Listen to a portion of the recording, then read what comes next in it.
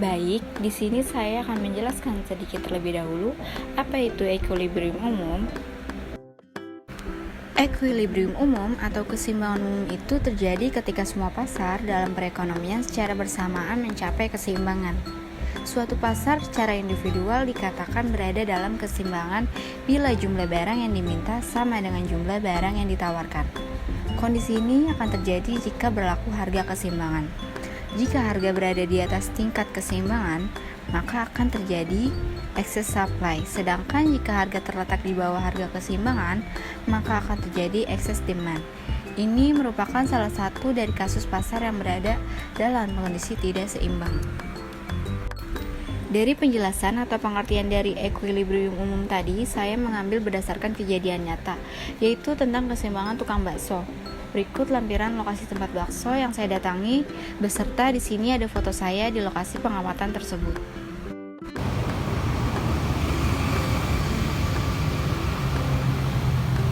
Berikut lampiran foto saya di lokasi pengamatan tersebut.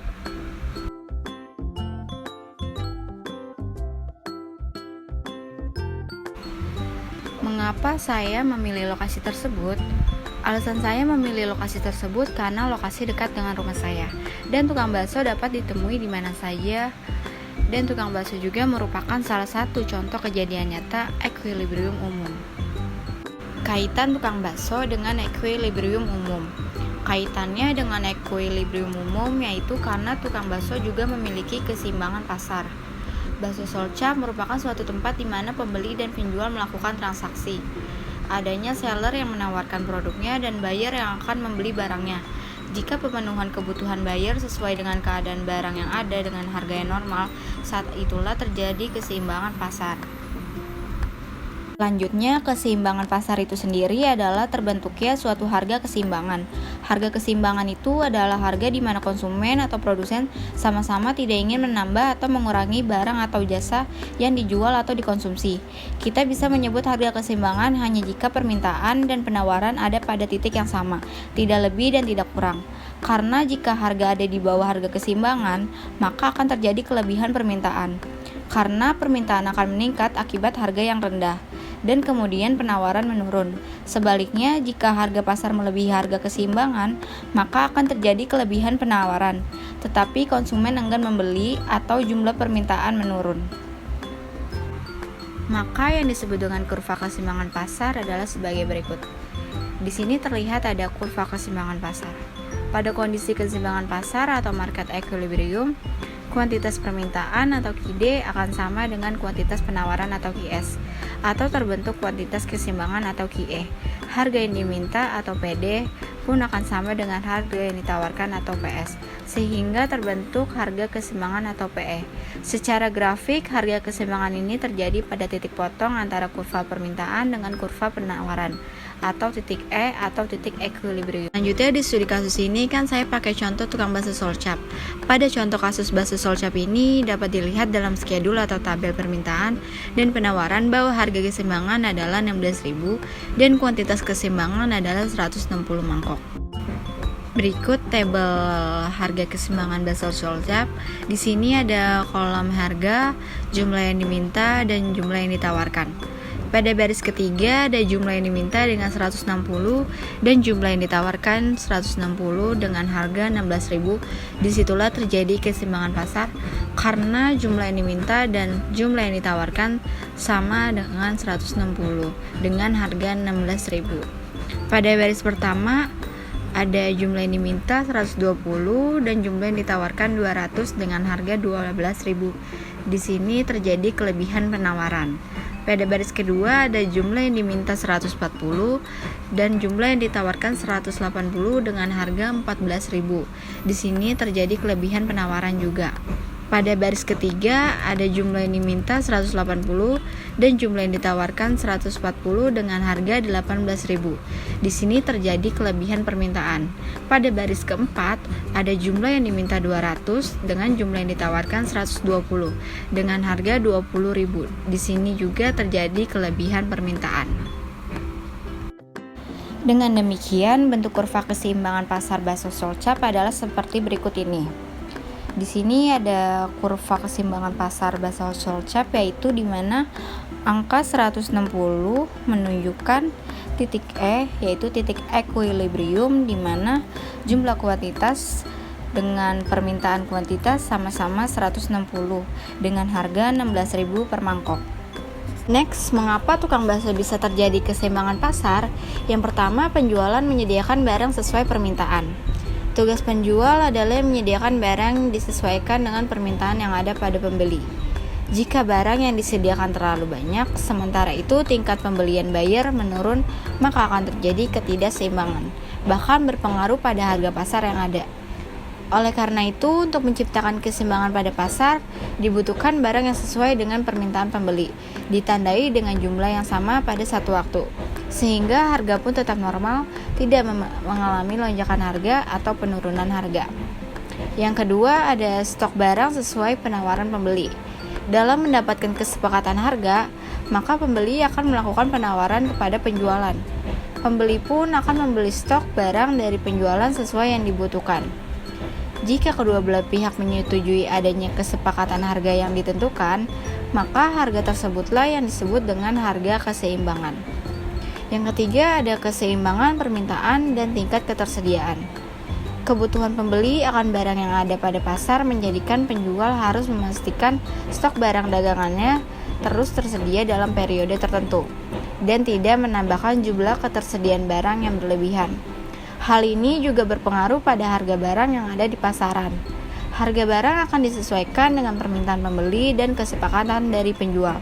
Dengan memperhatikan harga yang sama dan jumlah yang sama pula, maka keseimbangan pada pasar terjadi dengan baik. Selanjutnya, yang keempat, adanya kesamaan jumlah antara stok produsen dan permintaan konsumen. Pada tingkat pemasaran yang efektif, produsen akan menjual barangnya dengan stok yang ada.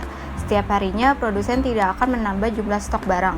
Sementara itu, konsumen pun melakukan permintaan barang sesuai dengan jumlah seperti biasanya. Jika hal ini terjadi secara terus-menerus, artinya keseimbangan pada pasar sedang berlangsung. Hal ini terjadi dan berpengaruh kepada harga pasar. Tidak ada alasan bagi produsen untuk menaikkan atau menurunkan harga, karena sudah terjadi keseimbangan dan harga tetap konstan seperti biasanya. Dengan memahami seperti apa proses yang terjadi dalam menciptakan keseimbangan pada pasar, maka dalam dunia pasar itu sendiri terdapat beberapa fungsi keseimbangan yang berpengaruh pada dunia bisnis. Yang kelima, ada penentuan harga. Dalam bentuknya yang paling sederhana, interaksi konstan antara pembeli dan penjual memungkinkan harga muncul seiring waktu. Seringkali sulit untuk menghargai proses ini, karena harga sebagian besar barang yang diproduksi ditentukan oleh penjual. Pembeli bisa menerima harga atau tidak melakukan pembelian. Sementara banyak konsumen yang mungkin melakukan tawar-menawar soal harga dan mereka tidak memiliki pengaruh terhadap harga. Namun jika semua pembeli potensial melakukan tawar-menawar dan tidak ada yang menerima harga yang ditentukan, maka penjual akan cepat mengurangi harga. Dengan cara ini, secara kolektif, pembeli memiliki pengaruh terhadap harga pasar. Akhirnya, harga ditemukan yang memungkinkan pertukaran terjadi. Penjualan yang rasional akan mengambil angka ini lebih jauh dan mengumpulkan informasi pasar sebanyak mungkin dalam upaya untuk menetapkan harga yang mencapai jumlah penjualan tertentu pada awalnya.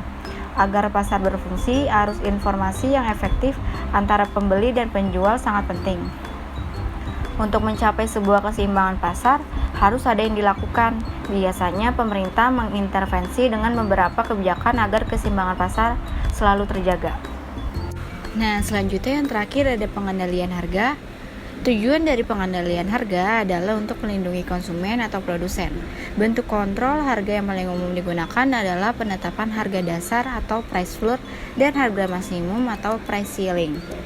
Yang pertama itu ada harga dasar atau harga terendah. Kebijakan ini dijalankan pemerintah saat ada barang atau jasa yang harga jualnya terlalu rendah, sehingga dapat merugikan produsen yang menjual barang atau jasa tersebut. Untuk membantu mengurangi kerugian, maka pemerintah menetapkan harga jual terendah barang atau jasa tersebut.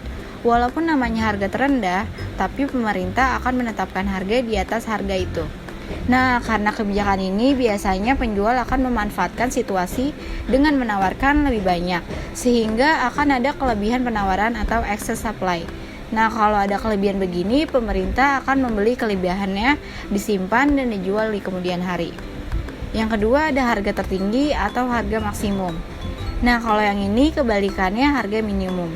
Pemerintah menetapkan harga jual tertinggi sehingga barang atau jasa masih bisa dibeli oleh konsumen secara wajar. Harga tertinggi di sini adalah harga yang ditetapkan oleh pemerintah dan itu merupakan patokan harga tertinggi yang diperbolehkan. Jadi produsen boleh menjual di bawah atau sama dengan harga itu, tetapi tidak boleh melebihi harga tersebut. Nah, kalau kebijakan ini nantinya akan menghasilkan kelebihan permintaan, sehingga nantinya akan ada kekurangan pasokan barang atau kelangkaan atau shortage. Cara paling mudah untuk menangani hal ini adalah dengan menjaga ketersediaan dan mengimpor barang atau mendorong peningkatan produksi. Next, ada studi kasus artikel di website. Di sini saya ngambil contoh lainnya, yaitu jadwal permintaan dan penawaran mingguan untuk merek minuman ringan dengan berbagai harga antara 0 dan 8.000 ditunjukkan di bawah ini. Di sini ada kolom harga, ada kolom kuantitas, jumlah kuantitas, dan kuantitas permintaan. Seperti dapat dilihat, pasar ini akan berada dalam keseimbangan dengan harga 3.000 per minuman ringan. Pada harga ini permintaan minuman oleh siswa sama dengan persediaan dan pasar akan hilang. Jadi pada baris ke-6 di situ ada jumlah yang diminta 1.000 sama dengan jumlah yang disediakan yaitu 1.000 dengan harga 3.000. Disitulah terjadi keseimbangan pasar. Selanjutnya dari tabel di atas yaitu 1.000 minuman akan ditawarkan untuk dijual dengan harga 3.000 dan 1.000 akan dibeli dan tidak akan ada permintaan atau pasokan berlebih pada harga 3.000. Dari ilustrasi di atas, jika kondisi keseimbangan pasar dinyatakan secara matematis akan menjadi seperti berikut. Di sini angka 1.000 menunjukkan titik equilibrium, yaitu jumlah kuantitas dan permintaan kuantitas sama dengan menunjukkan harga 3.000. Nah, selanjutnya ada contoh studi kasus lainnya. Di sini saya pakai contoh tabel harga keseimbangan pasar buah duren di pasar Minggu. Di sini ada kolom harga, ada kolom permintaan dan kolom penawaran. Pada baris pertama ada permintaan dengan 3.500 dan penawaran 7.500 dengan harga 5.000. Disinilah terjadi surplus penawaran atau kelebihan penawaran. Pada baris kedua ada permintaan dengan 4.500 dengan penawaran 7.000 dengan harga 4.000. Di sini juga terjadi surplus penawaran. Pada baris ketiga ada permintaan dengan 6.000, penawaran 6.000 dengan harga 3.000. Disinilah terjadi equilibrium atau keseimbangan pasar. Nah, pada baris keempat ada permintaan dengan 8.000, penawaran 4.000 dengan harga 2.000. Di sini terjadi surplus permintaan atau kelebihan permintaan. Pada baris kelima ada permintaan dengan 11.000, penawaran 1.000 dengan harga 1.000. Di sini juga terjadi surplus permintaan. Next, di sini ada artikel tentang equilibrium umum, yaitu terkait Jokowi pilih jaga keseimbangan pasar. Dilansir dari bisnis.com, Jakarta.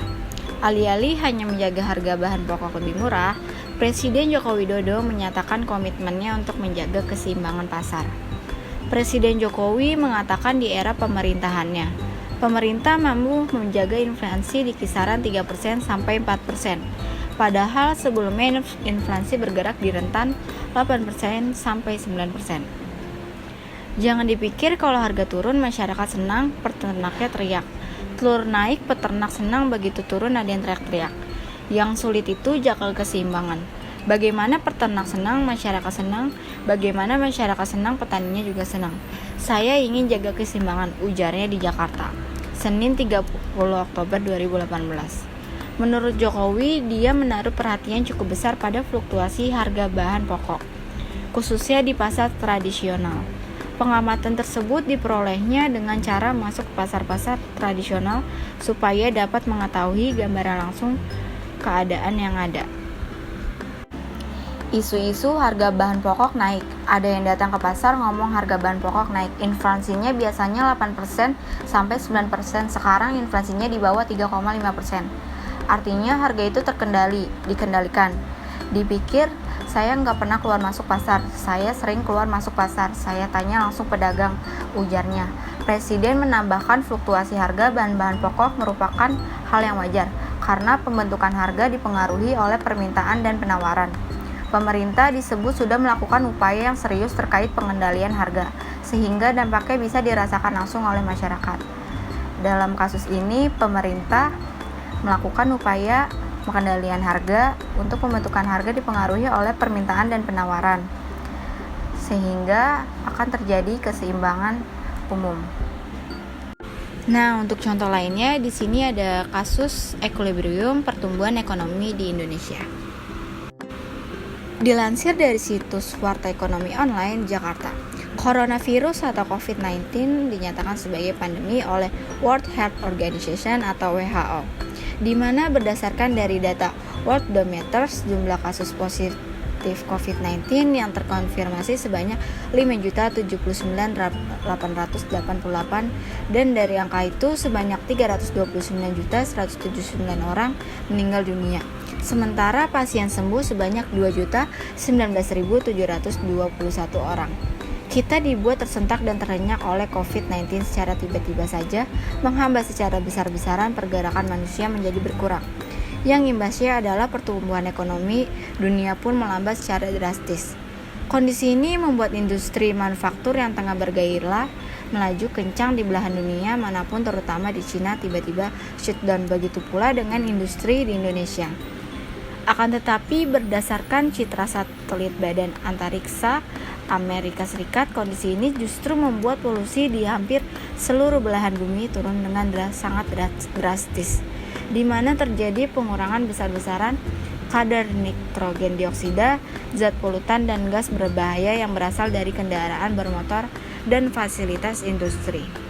Freezing industri di mana pandemi COVID-19 ternyata mempengaruhi perekonomian di seantero jagat, di mana pertumbuhan ekonomi dunia terus merosot tajam, dan diantaranya adalah di Uni Eropa yang terkontrak under zero, yakni minus 3,8%, kemudian Amerika Serikat minus 4,8%, sedangkan Indonesia masih di atas nol, yakni 2,97%.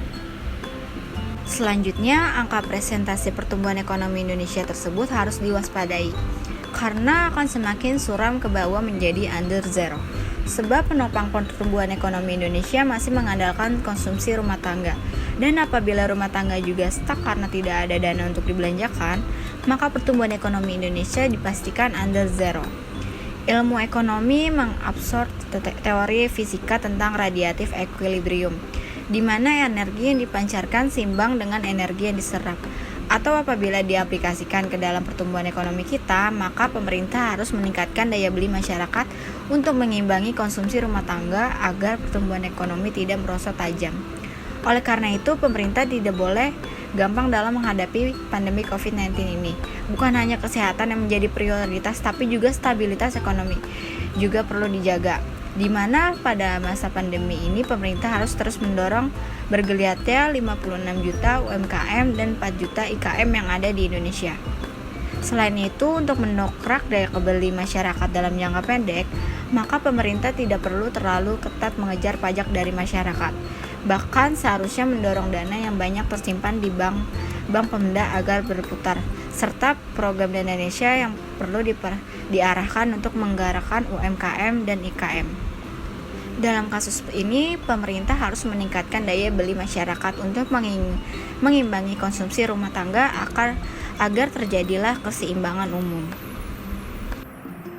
Nah, dari kesimpulan studi kasus tadi, yaitu dalam memahami keadaan yang terjadi dengan adanya pengaruh keseimbangan pada pasar, maka dalam menjalankan suatu bisnis diperlukan tingkat pemahaman tentang adanya penawaran dan permintaan yang ada. Terjadinya proses tawar-menawar dalam dunia pasar dengan tujuan merapatkan kesepakatan harga tersebut yang akan menciptakan keseimbangan harga sekaligus keseimbangan pasar. Selanjutnya, jangan lupa catat juga setiap penjualan yang terjadi pada bisnis kalian. Dengan begitu, kalian bisa melakukan analisa mendalam dan bisa memastikan bahwa produk yang kalian buat tidak melebihi atau mengalami kekurangan terkait permintaan konsumen. Baik, demikian penjelasan studi kasus equilibrium umum. Semoga penjelasan tadi Wassalamualaikum warahmatullahi wabarakatuh.